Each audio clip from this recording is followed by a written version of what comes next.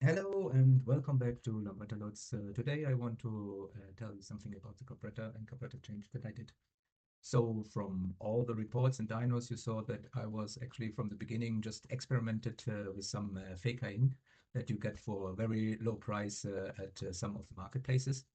And I used this specific one because it had the advantage to have a transparent flowing bowl and obviously easy to adjust the power jet. So even the results have been quite remarkable. There have been significant problems. First, yes, it is a fake. Second, the petrol flow has a very limited valve here. So the drills have been in original just 1.8 millimeters. That brings maybe enough petrol together with a petrol pump on a short dyno run. But when you come to the street and heading under load, the engine running, then the petrol flow was, even with a carburetor, with a pump, the auto pump, too less because it simply was here not going through. I experimented with drills, but then you have to be very carefully that the flow of the petrol is really good and still that they are closing in case you have an open petrol tap. So another problem that I see actually that the power jet has almost no effect or no measurable effect on the dyno compared to the Mikuni that I will say here. And I think it is because of the fuel supply. If you see here, the fuel supply is actually in the middle of the petrol bowl and it is even in an angle going upwards. So here from the beginning, there is some petrol standing, but even on the half throttle, it starts already getting empty. And then there is simply when the carburetor is a little bit angled, is no further flow. And you could see by videotapes on the full load, the petrol level in the bowl goes so much down that even it comes close to a point that the main jet is almost not longer floating with petrol, and that means then a high risk for the engine.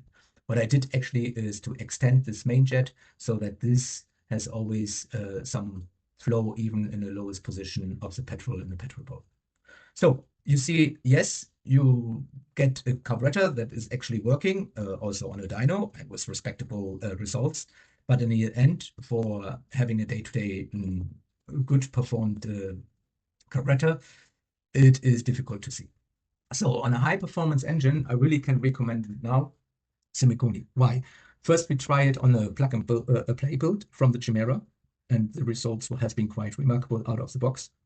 And I got two of them as well for myself, and I will explain some advantages to the 30 millimeters. First, you see here, it has a little angled or diagonal draft design. So the angle, when you put it on the Chimera, is about 30 degrees. Here, this 5 degrees actually compensate a little bit the positioning of the carburetor, and so that the flowing bowl of the carburetor is more stable and in a horizontal. The second thing is fuel supply. It's even here from this tube much higher in the diameter, and you can even get intake valves as exchange from 2 millimeters up to 3.5 millimeters that without the fuel pump automatically gives you a very good fuel supply. And the other advantage is the bowl has much higher capability and storage of this fuel than the PWK derivatives. And the last but not least, the advantage of the power jet position is that the power jet really gets the supply from the lowest point of the fuel bowl. So, and you could see it on dynos and on the air fuel rate that I measured with some lambdas on. It really makes a difference by measuring if you make it completely blind, or for instance, working with the standard one from the 80 millimeters power jet that is in the car. So the other thing is, if you blind it out completely and just working with a main jet, then there's actually the equal situation. But you know, power jet actually is done for the advantage that you can do in lower revs, much leaner main jet, to have then in higher revs a bigger main jet. So in the middle range of half of the opening of the carburetor, it will give the advantage. So much about the theory about this two carburetors. But you want to see for sure some results, and now I will swap to this. So here you can see that straight away, no, it was not straight away, honestly speaking. So here you see results, and I will explain. So the red one is actually almost half a year ago, in November, power curve that I actually recorded with the Cayenne.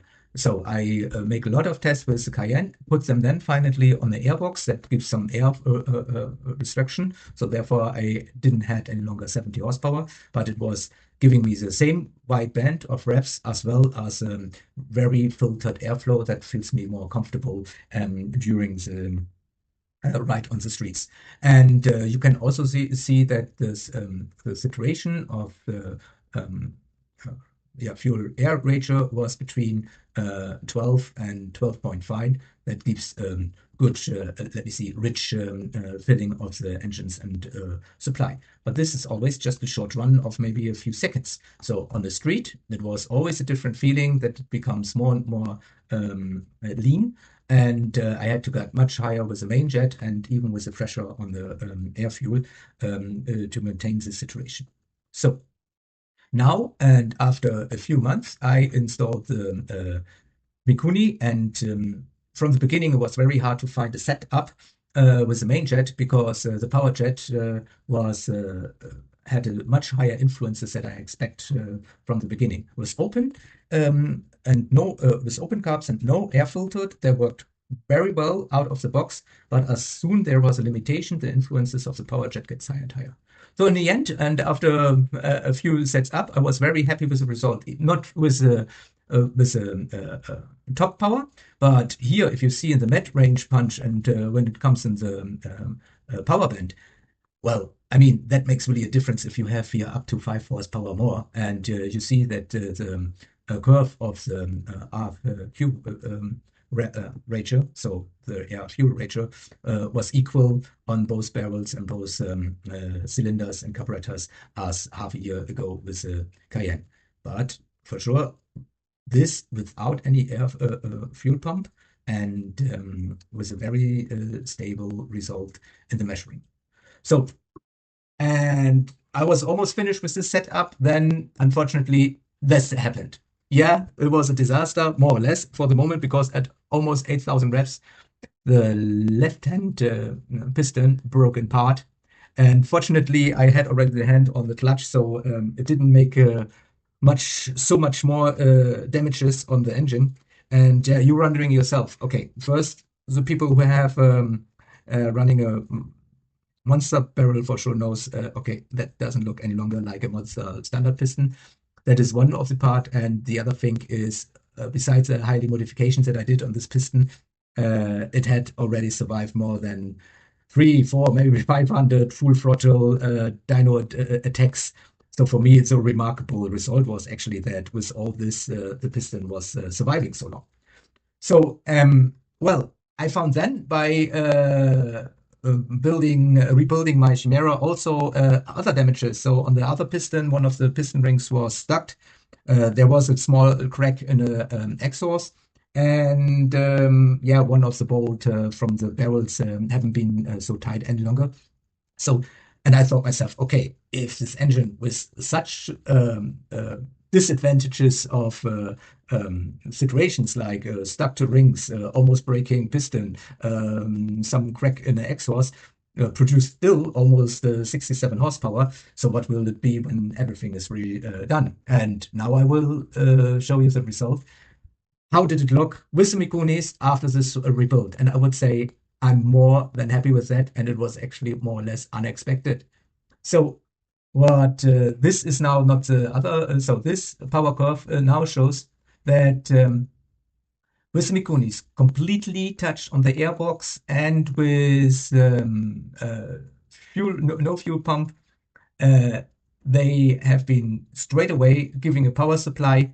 Even now on the top, we reached 71 horsepower, and this was a very hot run after 4 or 3 full throttle runs where normally an engine is showing if the thermal situation is right. He still performed better, and what is not only remarkable here in the all-over performance, what I found really amazing is here that is now the reeving is much longer. plus at 8,500 reps, you have almost 8 to 9 horsepower more. So the engine is running longer, smoother out, and is now already fresh in power with more than 70 horsepower. And that the Mikuni really performed in a good way also on the standard engine, I will show you here. So red curve is completely plug and play. So means it is a Chimera kit with a standard crankshaft that comes within the kit, 2 installed monster barrels with a standard piston and the Chimera heads as they come. The only change was actually to have the stuffers adjusted for both sides, and making then a plug and play 30 millimeters Mikunis on it, and just with with an air filter, with a normal sports air filter. And you see, up to 6,300, the engine is running equal to mine with a 62 millimeters of stroke.